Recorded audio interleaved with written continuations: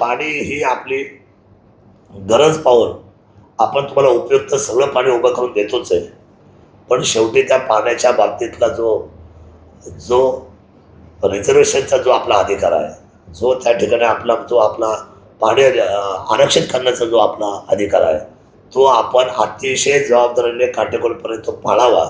आणि मी तुमच्याशी ही मागणी केली तर माझ्यावर कृपा करून नाराजी जरी तुम्हाला वाटली, पण आपला अधिकार मात्र गमवू नका. कारण कोर्टामध्ये बरीचशी लोक आता गेलेली आहे. पाण्याच्या नियोजनामध्ये ते आता पारदर्शकता अजून ताकदीने मागतायत. मेहरबानी करून रिकव्हरीच्या बाबतीमध्ये आपण मोठ्या मनाने, आपण जसं लाईट वापरतो लाईट बिल भरतो, आपण जसं घर वापरतो घरपट्टी भरतो, हा मेंटेनन्सचा भाग आहे. आपण आपले पैसे भरावे ही आग्रहाची, कळकळीची, नम्रतेची आणि हात जोडून विनंती. कारण ज्यावेळेला आम्ही मिटिंगमध्ये बसतो तर नगर जिल्ह्याच्या सगळ्या आमदारांपुढं किंवा ना मंत्री महोदयांसमोर आम्हाला पाण्याच्या डिमांडच्या बाबतीमध्ये आम्हाला ते बोलून देत नाही. आम्हाला त्या ठिकाणी खूप खाली बघावं लागतं.